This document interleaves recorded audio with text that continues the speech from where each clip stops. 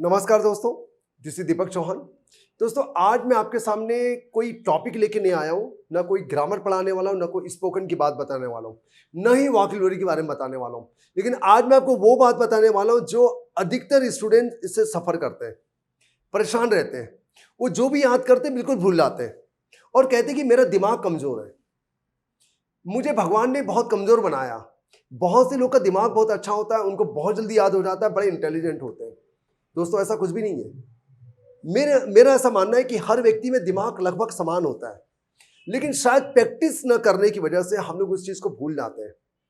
तो आज मैं आपको भूलने की जो बीमारी होती है, हम लोग भूल क्यों जाते हैं? इंग्लिश का याद किया हुआ हम लोग भूल जाते हैं, कोई निबंध हम लोग याद करते हैं वो भूल जाते हैं, कोई टॉपिक आपको जीडी वाला या डिबेट वाले टॉपिक पर आपको याद करने दिया गया आपके टीचर के द्वारा, वो आप भूल जाते हैं। स्टेज पर जाकर वो आपको कोई चीज़ याद नहीं आता।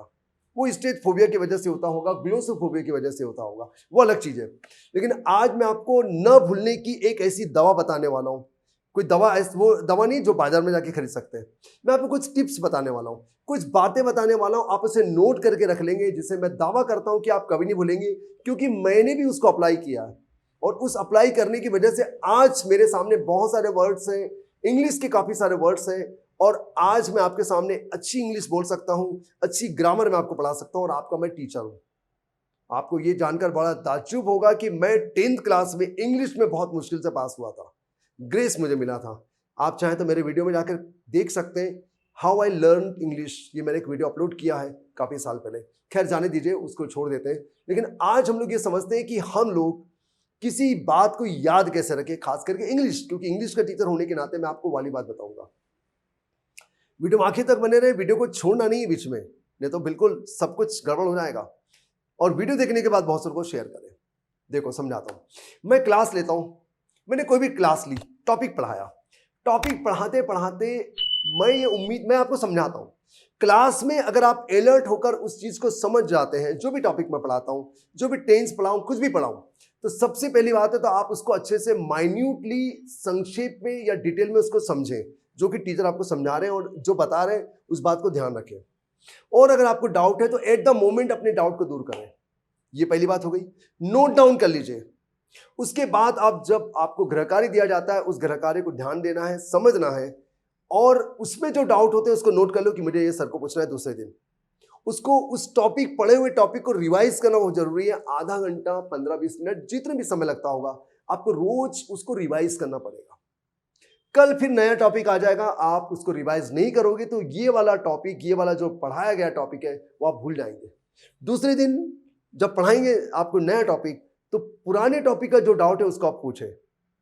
इस क्लास को भी अच्छे से समझिए, जाने, नोट कर लीजिए, और हर चीज को नोट करना है। आप कभी भी स्क्रीनशॉट नहीं निकालना है, कभी भी इसका फोटो नहीं लेना। बहुत से स्टूडेंट्स का फोटो लेने की कोशिश करते हैं, लेकिन मैं चाहूंगा आप उसे नोट करें। नोट करते करते बहुत सारी बातें याद हो जाती है, लर्न हो जाती है, दिमाग में घुस जाती है। स्पेलिंग की भी गलती नहीं होगी। आप लोग की स्पेलिंग की गलती भी बहुत होती है। ए, ई, आई भूल जाते, कब कहाँ आएगा, ए आगे आएगा, पीछे आएगा, ए आएगा, ई आएगा, बहुत सी ऐसी बातें होती है। तो दोस्तों, नोट करें, नोट, और नोट करते करते लिखे, समझे, उसके अनुसार आपको उच्चारण भी याद होगा। तो आज जो टॉपिक पढ़ाया जा रहा है उसको अच्छे से समझिए, जो कि आपने कल समझा था। और ये समझते समझते ध्यान दीजिए, माइन्यूटली ध्यान दीजिए, अच्छे से ध्यान दीजिए, अटेंटिवली ध्यान दीजिए। और अगर आपको कोई डाउट होता, फिर क्वेश्चन करें, सर से बात करें कि सर ये मेरे को समझ में नहीं आ रहा है, आप मुझे समझाइए। सर आपको समझाएंगे, बताएंगे, उसको नोट कर लीजिए। फिर आपको सॉरी फिर आपको होमवर्क करना है, बात को समझना है। और होमवर्क करते समय स्टूडेंट का गलत क्यों होता है मैं आपको बताता हूँ। क्योंकि वो होमवर्क जो लिखा हुआ है, मैं सुबह से जा रहा था, वो मैं सुबह से जा रहा था इसी को देख के बनाने की कोशिश करते हैं, इसलिए गलती कर देते हैं। I was going since morning लिख देते हैं। लेकिन सर ने आपको क्या पढ़ाया था? हैड बीन के बाद वर्ब में आईएनजी आना चाहिए। तो I had been going since morning. तो आप मिलान करो कि जो सर ने क्लास में जो पढ़ाया है वो सेंटेंस और ये सेंटेंस में क्या अंतर है। तो उस टाइप का एक हाथ सेंटेंस दिया होगा, उसको देख के बनाने की कोशिश करें। तो स्टूडेंट अधिकतर गलती करते हैं, क्लास में अच्छे से समझने के बावजूद भी वो गलती कर देते। मैं सुबह से जा रहा था, सर ने पढ़ाया था I had been going since morning, और यहां पर वो लिखते हैं I was going since morning. बोलते सर रहा था मैं तो वाज बार आना चाहिए। लेकिन बेटा आप ये क्यों भूल रहे हैं कि मैंने आपको सुबह से, शाम से, 2 बजे से बोला है, उसके अनुसार हमको हैड बीन वाला वाक्य बनाना है। न कि वाज वर वाला वाक्य बनाना है। ये पास्ट कंटिन्यूस नहीं होगा, बल्कि पास्ट परफेक्ट कंटिन्यूस होगा। ये बात आपको ध्यान देना। यानी होमवर्क में आपके इस क्लास वर्क के जैसे कौन सा वाक्य दिख रहा है उसको देख के बनाओगे तो गलती नहीं होगी। तो आज की क्लास को अच्छे से समझिए, होमवर्क करने की कोशिश करें और होमवर्क करते समय पूरा करने की कोशिश करें, और ये देखिए कि क्लास में आपको क्या पढ़ाया है, कौन सा वाक्य इसके जैसे लग रहा है, उसको मिलाकर जमा जमा के वाक्य बनाइए। और जो डाउट होता है उसको नोट कर लीजिए कि सर को मुझको दूसरे दिन पूछना है, और कल का डाउट तो आज आपने पूछ लिया, वो डाउट क्लियर हो गया। तो आज की क्लास भी वैसे आपकी क्लियर हो जाएगी। होमवर्क करते करते बहुत सारी बात क्लियर हो जाती है। अब तीसरे दिन की क्लास आ गई, तीसरे दिन में यही प्रोसेस अपनाना है। कल वाले डाउट को पहले पूछो, फिर आज की क्लास को आगे बढ़ने दो। और सर कहते हैं अभी मेरे पास समय नहीं, मैं क्लास ले रहा हूं, तो आप अलग से जाके उनसे मिल सकते हैं, या आपकी क्लास में जो अच्छा होनहार बच्चा है उसके माध्यम से भी पूछ सकते हैं, क्योंकि आपका डाउट अगर इकट्ठा हो जाएगा तो इकट्ठा होता रहेगा। तीसरे दिन की क्लास में फिर सेकंड डे का डाउट पूछें, तीसरे दिन की क्लास को अच्छे से समझिए, फिर इसको रात को रिवाइज करें, दिन भर में समय निकाल के रिवाइज करें।